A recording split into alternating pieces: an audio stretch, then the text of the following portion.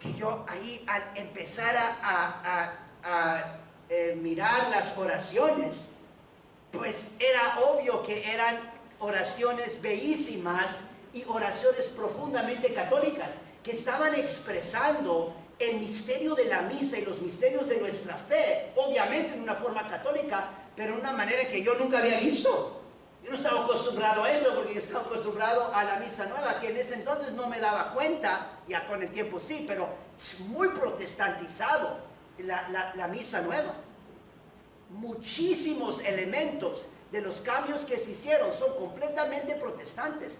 Y es muy triste porque muchísimos católicos no entienden esto. Y es triste porque también ahí el criterio principal no puede ser, pues es en latín, no le entiendo. Mire, aunque no le entiendas en lo superficial, en las palabras que se están haciendo, ¿cómo vas tú a estar usando un rito que en realidad gran parte es completamente, casi por decir, protestante? Mucho mejor si tú, aunque no entiendas todo, estés realmente en un rito que es católico. Muchos no saben, pero esto es increíble y recuérdenlo, tómenlo en serio. Se han hecho comparaciones entre los cambios que se hicieron después del Concilio Vaticano II en la misa. O sea, comparando la misa tradicional en latín con el Novus Ordo y mirando en detalle todos los cambios. Cuáles oraciones se quitaron, cómo se quitaron, en dónde se quitó el nombre de la Santísima Virgen María y de todos los santos, como mencioné ayer, la señal de la cruz en diferentes oraciones de cómo se eliminaron. Y luego se ha comparado eso con los cambios que los protestantes hicieron en el tiempo de Lutero y Calvino, básicamente en el tiempo de la revolución de los protestantes. Ahí también ahí cambió el rito, uno que se llamaba Cranmer. Se han comparado básicamente cómo los protestantes cambiaron la misa católica en el siglo XVI para hacer su rito protestante, comparándolo con lo que pasó después del Concilio Vaticano II dentro de la Iglesia Católica. Y es asombroso porque básicamente es como el 90% de los cambios que se hicieron igualitos. En otras palabras, piénsenlo, en otras palabras, lo que los herejes protestantes hicieron en el siglo XVI para rechazar la fe católica que se estaba expresando en la misa católica, básicamente es exactamente lo que se hizo después del Concilio Vaticano II. Y los protestantes rechazan el dogma de que la misa es sacrificio, es el sacrificio de Cristo. Esa es una manera también, cuando uno empieza a comparar las misas, increíble de cómo se ha quitado casi todo el sentido del sacrificio de la misa tradicional en latín al Novus Ordo. Estas nomás son unas de las razones. Hay muchas, aunque esta es una en general, por la que yo les digo, yo no recomiendo que los católicos vayan a la misa nueva. Por eso yo en conciencia, yo no puedo celebrar la misa nueva. Y aunque gente me dice, y me han dicho algo, padre, pero pues mire, fue aprobado por la autoridad de la iglesia, todos los obispos del mundo la ofrecen la misa nueva, los papas también. Yo digo, mire, hay que ver todos los elementos aquí, todos los aspectos. ¿Cómo podemos explicar esto? O sea, y esta es la realidad. ¿Cómo se puede explicar que básicamente lo que nos ha sucedido en nuestros tiempos es lo que los herejes protestantes hicieron en el tiempo de la revolución de los protestantes?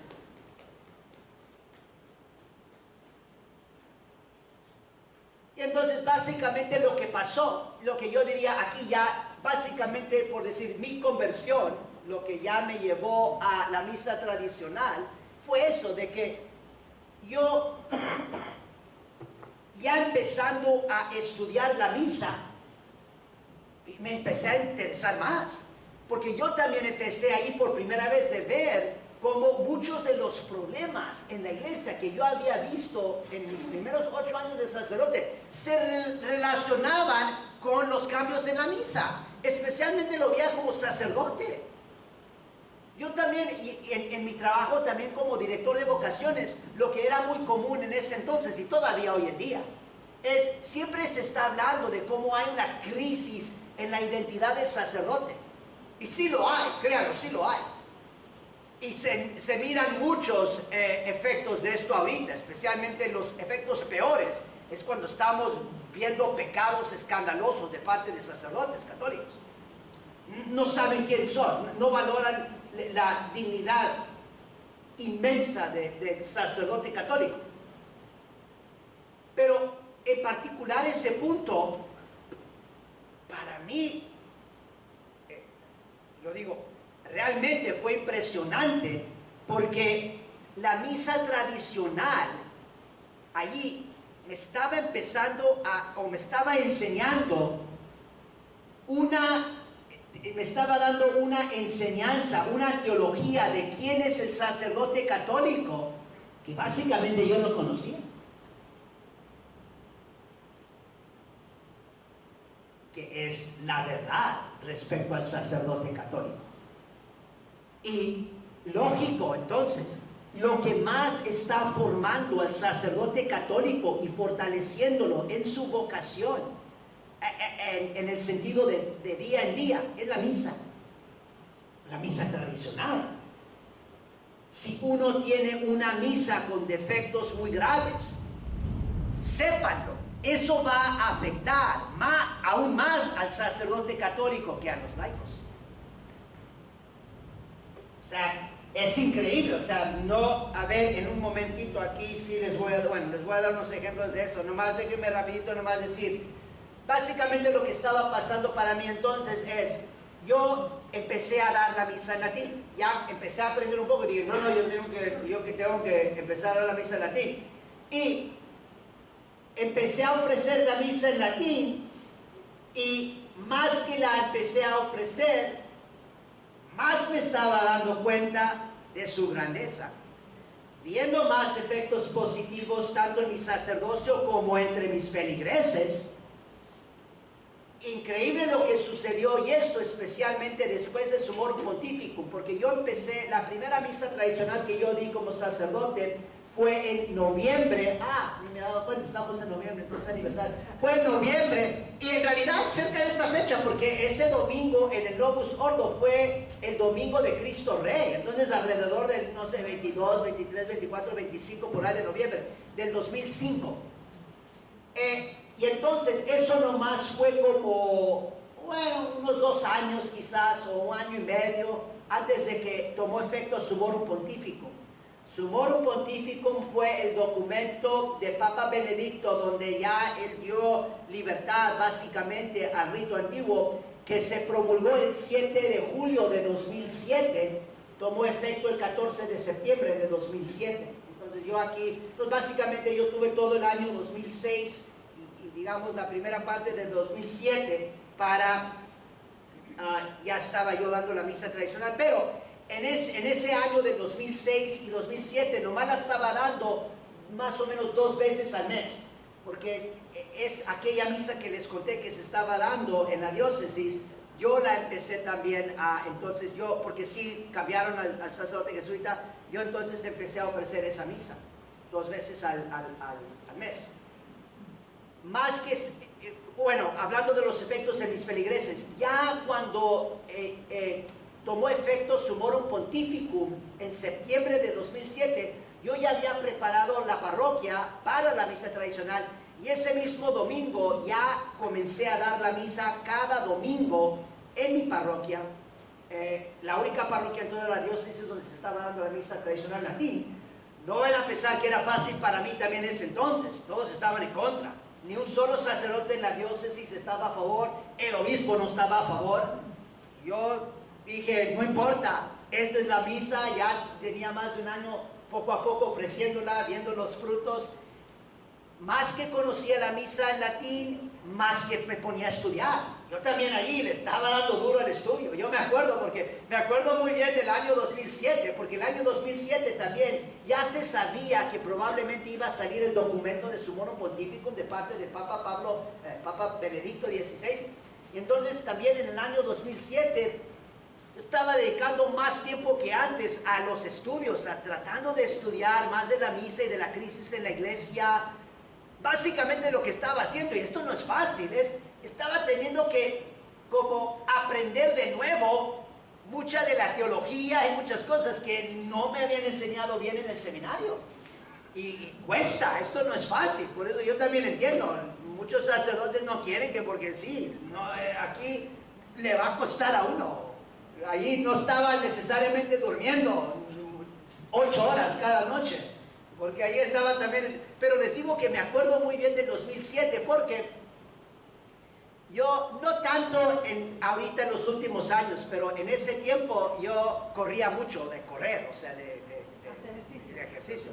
O sea, hasta he llegado a correr muchos maratones, o sea, y cuando digo maratón estoy hablando de 42 kilómetros. Unas veces gente llama maratón una carrera de 10 kilómetros, no, eso no es maratón, maratón es 42.2 kilómetros. Pero rapidito nomás menciono esto porque el punto que les digo es que en ese año de 2007 básicamente no dejé completamente de correr, pero sí le reducí mucho, le reduje mucho, gracias, la cantidad que estaba corriendo. Por decir, quizás estaba corriendo alrededor de, qué sé yo, 100 kilómetros por semana, 110 kilómetros por semana, era bastante. Pues le bajé a 30. Entonces, porque no tenía tiempo, porque estaba estudiando todos estos asuntos. Estudié, y dije, no, pues ya no hay tiempo para aquí, le ponemos a sonar correr. Pero me acuerdo muy bien porque empecé a aumentar de peso, por eso me acuerdo muy bien. Hasta la fecha, en toda mi vida, ese año de 2007 es el año que he pesado más, por eso me acuerdo. Pero ya cuando empecé a dar la misa todos los domingos en mi parroquia en septiembre de 2007, increíbles los efectos que yo empecé a ver en mi parroquia. Antes de eso estábamos batallando, no encontrábamos monaguillos, apenas tenía ahí un monaguillo. Lo bueno es que también cuando yo entré a esa parroquia, o quizás ya ni había, cuando yo llegué a esa parroquia no había muchos monaguillos y no me acuerdo si tenían niñas de monaguillas, no me acuerdo, pero desde un principio, porque ya yo veía también ahí, desde un principio veía aquí nomás son los varones aquí. No teníamos ahí. Y también desde un principio, recuerden, yo ni conocía el rito antiguo entonces, pero yo también veía, esto no está bien. Mi parroquia era la única en toda la diócesis donde no tenían, que nomás tenía, digamos, varones de monaguillos. A pesar de eso, estábamos batallando y no en ese entonces, no sé, nomás teníamos como un monaguillo y luego sí teníamos 1 o 2, quizás 3 de los señores ya de más grande edad que sí también estaban ayudando de monaguillo, pero no los jóvenes. Ya cuando comenzamos con la misa tradicional en latín, ahí todos los domingos en la parroquia, empezaron a aparecer de yo no sé dónde, los jóvenes. Y algo hermosísimo de mirar, hasta hoy en día, esto estamos hablando de 2007, 2008, 2009. Ahorita ya 10, 11 años después, de ahí, de unos de ellos, bueno, es que iba a decir uno, ya sacerdote, quizás todavía no. Bueno, de todos modos, jóvenes que empezaron a conocer la misa tradicional ahí en mi parroquia de San Juan Bautista, en El Paso, Texas, sí tenemos, por lo menos ahorita uno, que ya es sacerdote. Uno ya es sacerdote y él exclusivamente ofreciendo la misa tradicional en latín. Él pertenece a lo que se llama la Fraternidad de San Pedro. Llegó a conocer la misa tradicional en la parroquia. Tenemos otros jóvenes que han entrado al seminario, que también allí empezaron de monaguillos, conocieron. Tenemos también religiosas, tenemos en particular también una religiosa ya que ha tomado sus votos perpetuos. en un monasterio de benedictinas contemplativas en los Estados Unidos, que es únicamente de la misa tradicional, que allí llegó a conocer la misa tradicional ahí en la parroquia. Entonces, pero especialmente con los monaguillos, eso me impresionó muchísimo, porque gente después me venía y me felicitaba: mire padre, qué bueno, mire, tienen todos esos monaguillos. Y yo muy honestamente decía: yo no tengo nada que ver con esto. Yo dije: yo en realidad no soy tan diferente de como era yo hace 2 años cuando estaba batallando para encontrar monaguillos. No es que ahora soy, qué sé yo, gran promotor de monaguillos, o que ando encontrando monaguillos. Yo en eso veía muy claramente: esto es efecto de la verdadera misa católica. Esto es también la gracia de Dios, que ya está actuando, ya no estamos poniéndole tanto tapón a la acción, al poder de la misa y la gracia de Dios en lo de la Santa Misa. A ver, estoy mirando aquí el horario.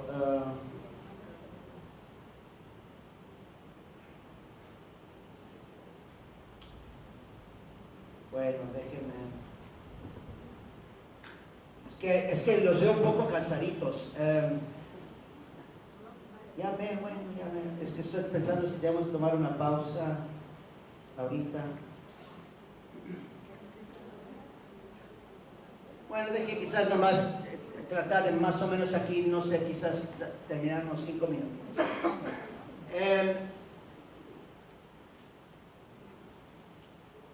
Básicamente, como les he dicho, lo que me ayudó también mucho a mí es que en todo este tiempo seguí estudiando, tratando de aprender más y más de la misa tradicional, empecé a estudiar otros temas de nuestra fe católica, empecé a buscar más misales antiguos, libritos de oraciones de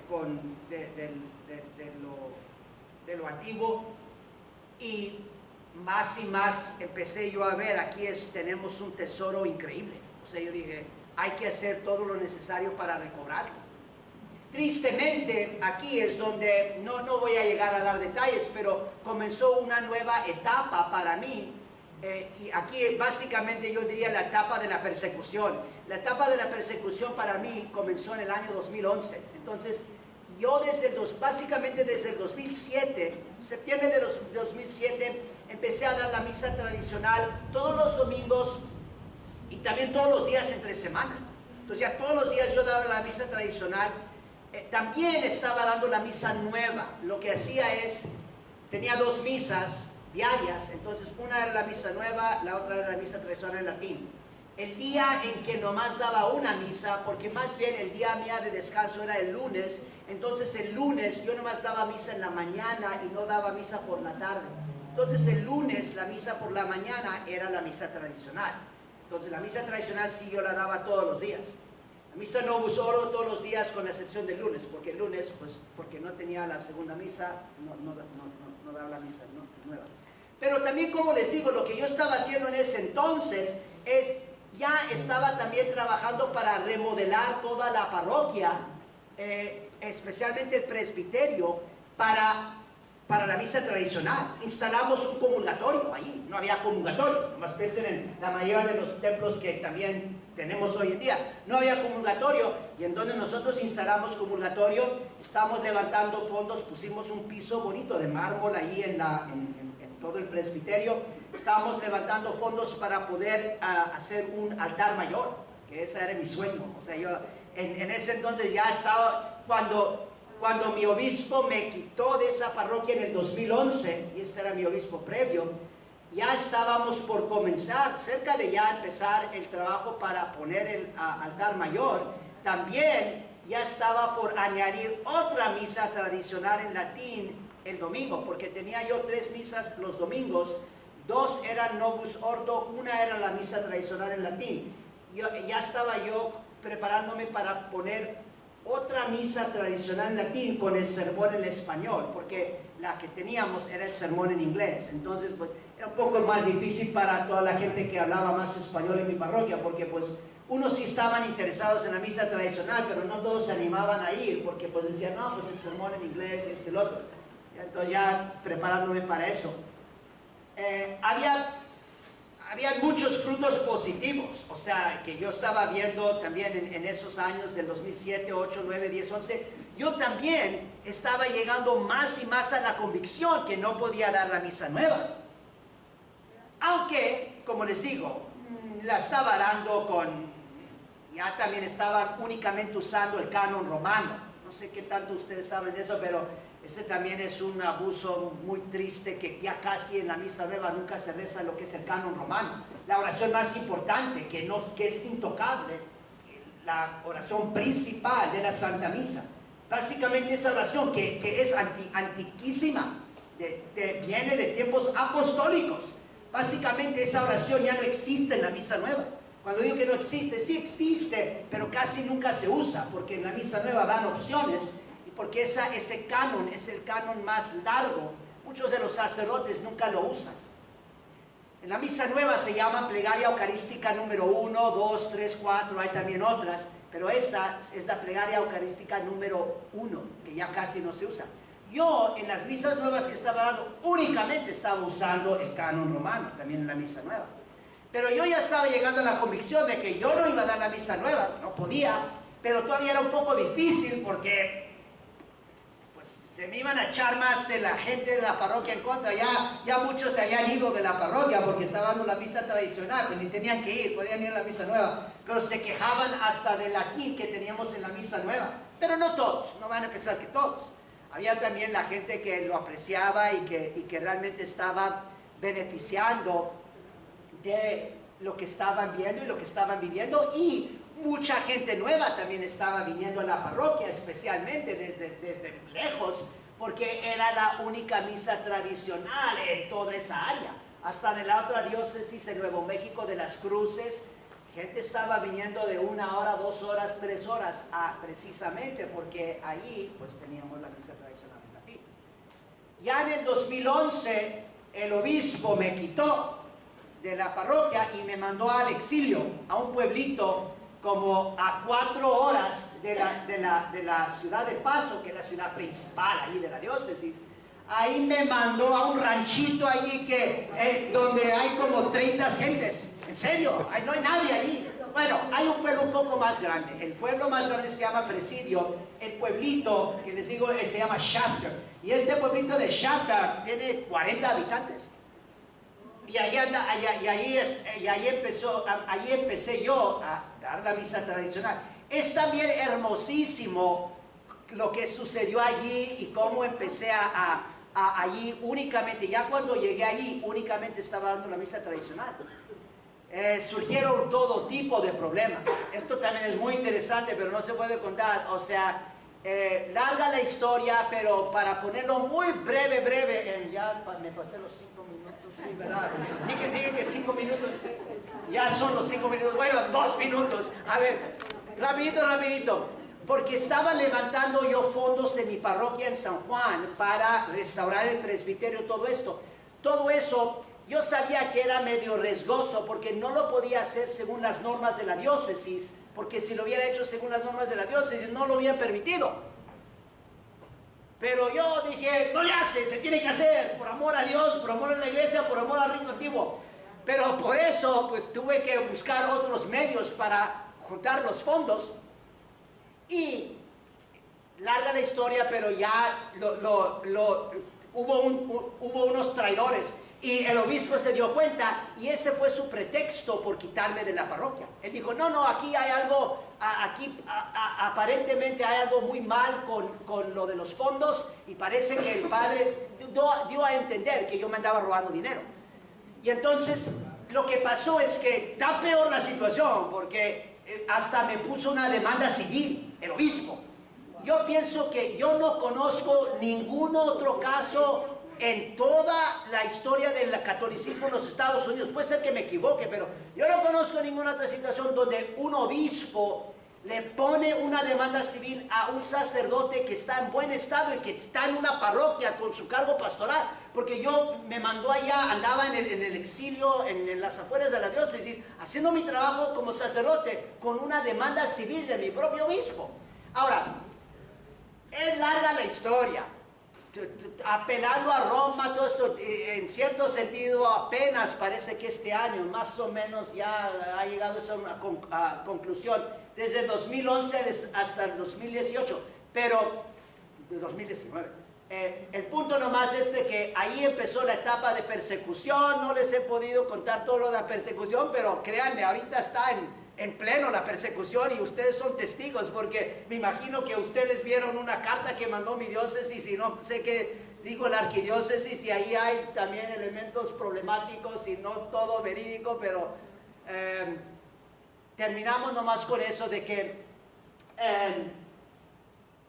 desafortunadamente no les he contado concretamente lo que he tenido también que, digamos, el aspecto de persecución y sufrir, pero eso también puede servir para santificarnos.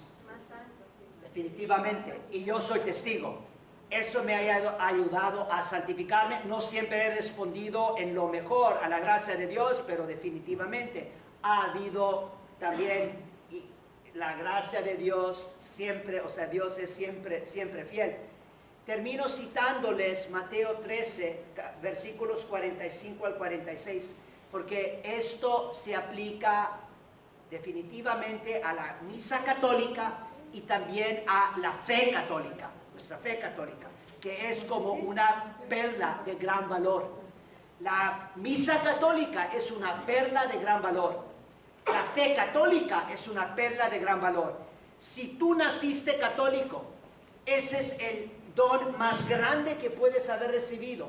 Esa es la perla de gran valor y tienes que estar dispuesto a sacrificar cualquier cosa por esa perla. Se aplica a la misa, se aplica a nuestra fe católica. Cita: el reino de los cielos también es semejante a un mercader que busca perlas finas. Y al encontrar una perla de gran valor, fue y vendió todo lo que tenía y la compró. Nosotros tenemos que estar dispuestos a venderlo todo, a sacrificarlo todo. Amistades, amigos, trabajo, qué sé yo, idioma, aunque tenga que sacrificar y aprender un poco de otro idioma, el latín, el idioma sagrado, el lenguaje sagrado de la Iglesia Católica, dispuestos para sacrificar lo que sea para esa perla de gran valor. Terminamos. Dominus vobiscum. E con tuo. Benedictus.